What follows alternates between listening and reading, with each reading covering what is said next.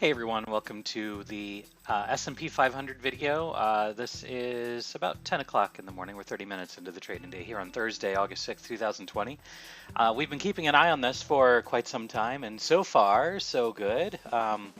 So I want to take a look at my short-term outlook on the S&P, which should kind of coincide with the rest of the market with a few exceptions, like for instance cruise lines delaying or really postponing US-based cruises at least until I think it's November. So that news just came out yesterday. So I believe Carnival Cruise Line's down 6% or so far today.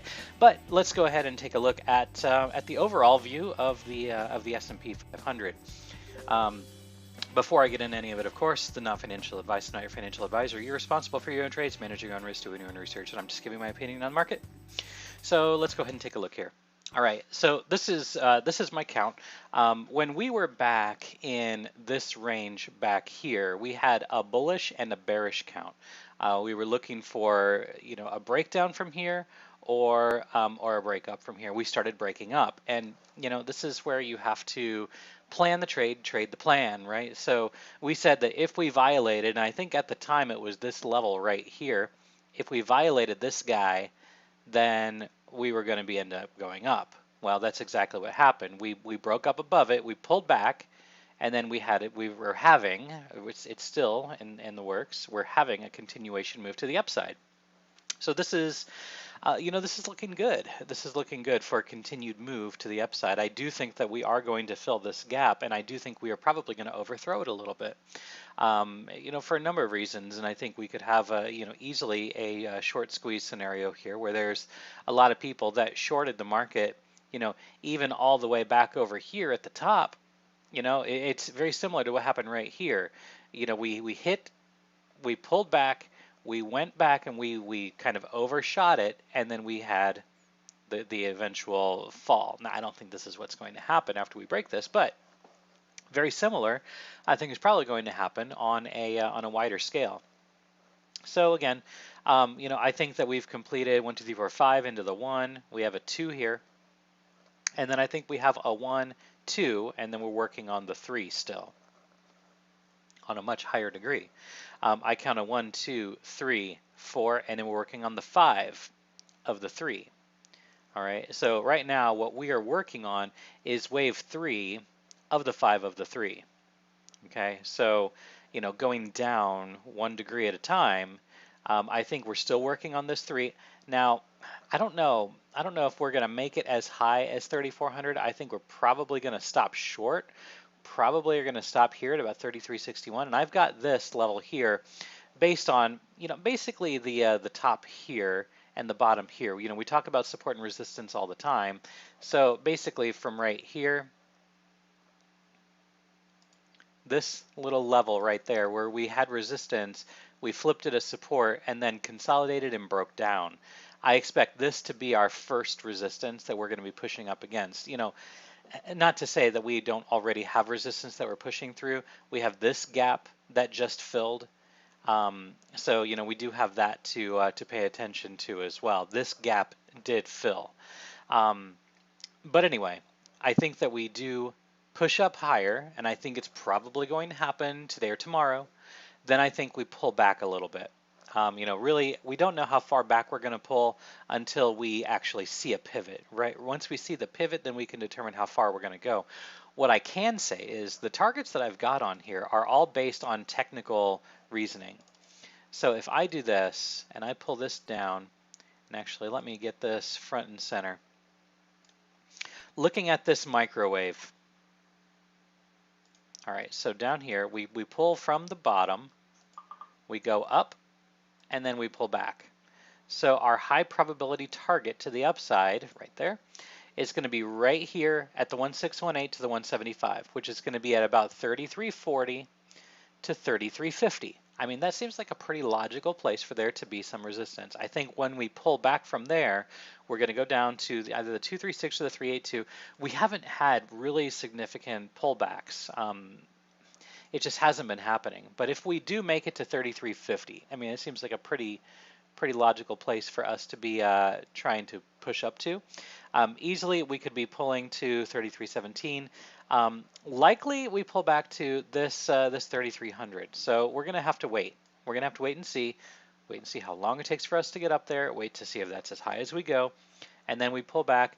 We're going to be looking for a pullback to the 236, a pullback to the 382, and this 3300, assuming we make it to 3350, this 3300 seems very, it seems pretty handsome for us to get down to that point. Upside target is going to be the 2618, and that's going to be right there at about 3425. We'll just keep it nice and even, 3425. Technically, it's a little shy of that. 3425 would be the median. Now, if this happens faster, we could easily see this, 3, 4, 5 happen quickly, and we make it only up here to 3400. I've been talking about 3400 for a while. I think we're going to get there. I think it's going to catch a lot of people off guard. But when we do get there, that I think is going to be the completion of the 3, which means the move isn't done yet. It's just the major move is done. Okay, and when I say the major move is done, wave 3 is typically the largest wave. You could have extensions in the 5th, but typically wave 3 is the largest, and that's what we're working on right now. So if we're taking a look at this, I mean, we've got wave 1, which is, it's pretty small, not a whole lot there, but let's take a look at what we are projecting as wave 3. All right, this is our wave 3 that we're projecting right now. It's significant. Okay, significant. After we complete that, assuming we do make it up to 34, if we make it up to 34, I believe that we're going to get a pullback. Pullback again, likely to, to 33 again. After we, get up there, we pull back to 33, and then we make this move up higher to our target, which is going to be at about 35.50. From there, we're really talking too far in the future, so I don't want to, talk about the reasons why I think we're going to make our way up to 3,700. Let's just get up here first. Let's get up here, and then we'll make the decision, because at this point it's all just fantasies and dreams. So we're not going to trade on that right now. It looks like we're going to go up for the 3. We'll pull back for the 4 at 33. Then we go up for our target, which is technically at 3,400. Okay, so taking the move from 3,300 to 3,400 would be nice. That would be nice. I guess we'll figure out what happens from there. But I think that this is just wave 3. We go back for wave 4. Bottom of the channel again, maybe overextension, because what we've got, we have an overextension down here. We have a little bit of a penetration over here. So, good touch here. So this channel seems to be valid. We do seem to get some liquidity on the downside and some liquidity to the upside. It happens. But so far this channel seems to be, in good shape. And really what we're just taking is we're taking the measured move from the A down to the B. And we've been staying contained inside of this channel, for a while.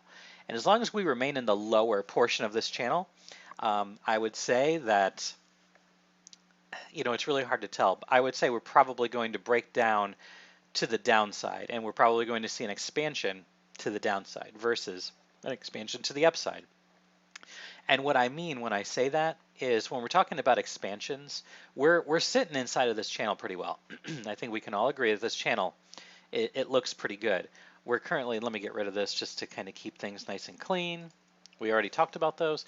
We're staying contained inside of this lower portion of the channel. If we expand, we typically move to the upside all the way. So we're going to come, maybe all the way up here to 35. And that maybe happens faster than we expect. It's possible. Or if we do break down, which I think we're probably going to do, we're going to expand 100% to the downside. Now 100% to the downside, let's just take a look at that guy. So this is going to be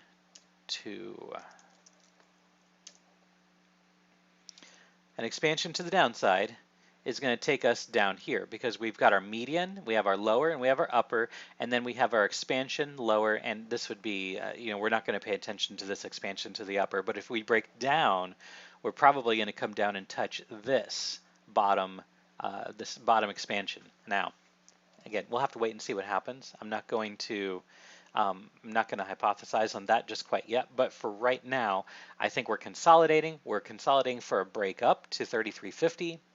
Then we're going to come back down. We're probably going to retest 3,300 again. Then I think we're going to make that move to 3,400 to 3,425.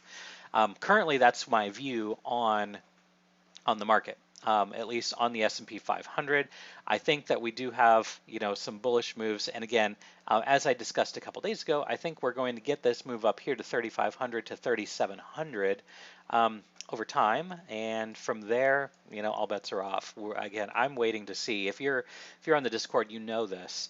I'm waiting to see what happens at elections because I think there's going to be a big surprise, and I think investors are not going to like it. Regardless of what your political affiliation is, I think Wall Street as a whole is not going to be fond of the election results, and therefore I think we're going to see a major move coming after elections. And right now, a lot of people are talking about it, and so that kind of has me skeptical. But I do think that when we get all the way out here to election time, I was talking about a move up to 3,700 and then we fall. So we'll have to wait and see. I could be wrong, and again, this is way out there. We're talking months away, so I'm not going to commit to this right now. I'm not going to blindly short today, put an order in for 36 or 3,700. I'm going to wait and see how this resolves and works its way out, and then I'll make a decision from there. Right now, I'm counting this as an A, B, C. This could very well be a 1, 2, 3. And if it's a 1, 2, 3, then we're talking higher prices. We'll have to wait. We'll have to wait and see. Right now, if this is an ABC, we're talking the 100% sitting up here at 35.50, the 123.6 sitting up here at 37.37. If we break above 3,700 and we hold above 3,700, then you better believe that this market is going to be going to $4,000. So just be careful. That's why I'm saying I'm not placing any blind bids right now. I'm waiting to see how things resolve, because I don't want to get too caught in trying to predict the future when we have this in front of us right now. This is what we have that's actionable. Overnight, we did a retest of 3,300 very nicely, and now we're working on this 3-hour candle, creating a bit of a bullish engulfing. And this looks like a reversal candle. So we have, an attempted move down. And I think we're going to push up. Right, I think we're going to push up from here. So I am cautiously optimistic that we're going to make our way to 35.50 to 33.50 to 33.60. From there, I think we pull back because this is going to be the first area of resistance. I think we're going to pull back and then we see our way up. But for right now, the market looks bullish. All right, guys. That's all I've got for you. If this video did help you in any way, shape, or form, like, subscribe, share, and wherever you are in the world, I hope you're having a good day, good night, good evening, stay happy.